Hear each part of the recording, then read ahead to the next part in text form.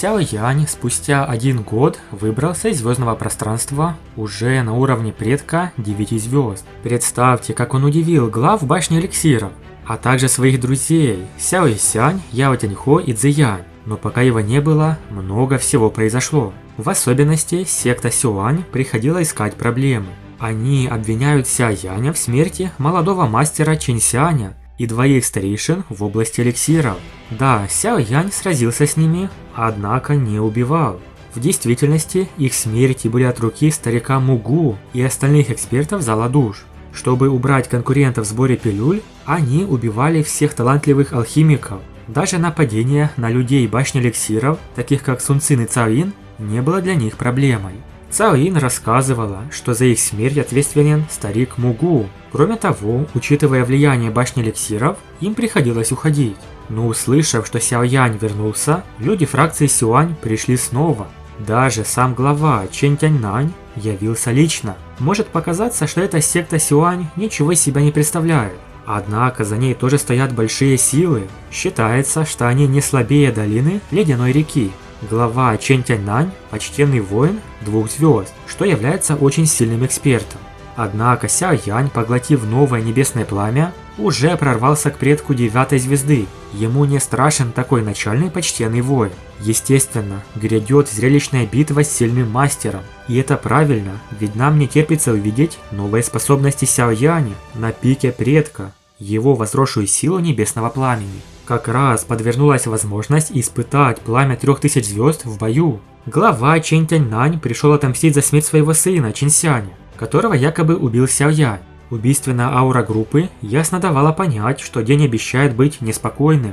Фракция Сюань славилась своей жестокостью, и многие уже видели, как подобные недоразумения заканчивались кровопролитием. Но почти сразу появился старейшина башни эликсиров Цюлин в сопровождении экспертов башни. Они встали напротив людей Чэнь Тяньнаня, образовав непреодолимую стену. Цюлин холодно спросил, зачем глава фракции Сюань пришел сюда с такой убийственной группой. Чэнь Тяньнань не стал скрывать свои намерения. Он заявил, что пришел за Сяо Янем, чтобы отомстить за смерть сына.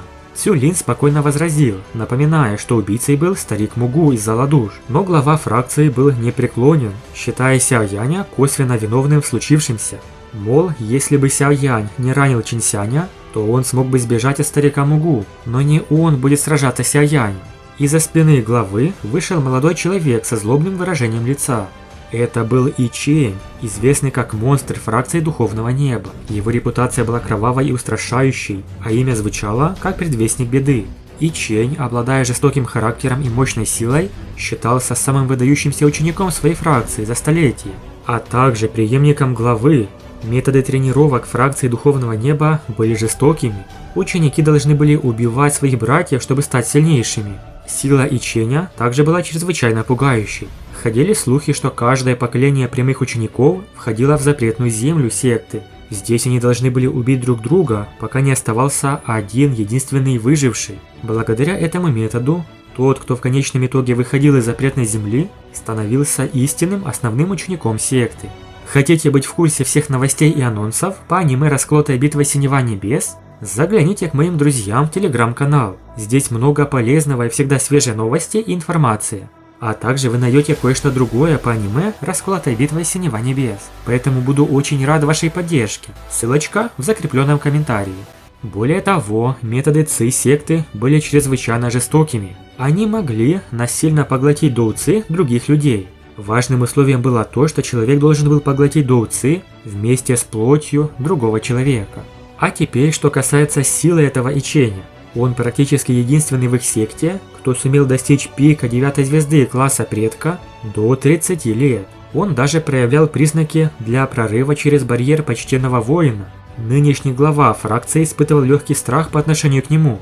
Согласитесь, достойный противник Сяо Яня, чтобы нам увидеть неплохую битву. Сяо Янь на 9 звезде предка против экспертов в шаге от почтенного воина. Старейшина Цюлин пытался предотвратить конфликт, напоминая о статусе башни эликсира. Но И Чэнь был хитер. Он предложил решить спор через бой, вызвав Сяо Яня на спарринг. Сяо Янь спокойно принял вызов с легкой улыбкой на лице. У него тоже руки чешутся проверить свои новые силы. Какая же битва нас ждет? Сяо Янь лишь взглянул на соперника и почуял жуткую жажду убийства. Густой запах крови вокруг того вызвал у него напряжение. Этот запах говорил о том, что Ичень – жестокий человек, а количество убитых им людей поражало. Старейшина Цюлин предостерег Сяо Яня, призвав его не поддаваться на провокацию. Но тот лишь усмехнулся, заявив, что раз вызов уже брошен, отступать он не станет.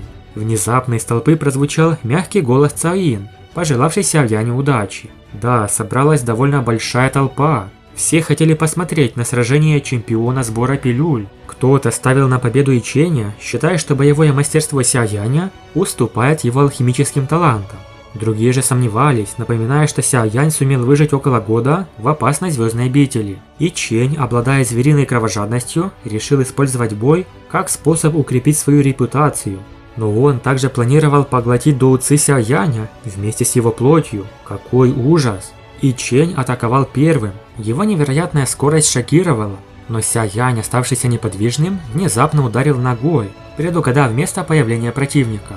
Ладонь Иченя отразила атаку, после чего он выпустил мощную кроваво-красную доуци. Его следующая техника, пожирающая кровавая длань трансформации костей, вызвала у Сяо Яня хаос в крови, но он быстро подавил ее силой горящего пламени лотоса 3000-летий.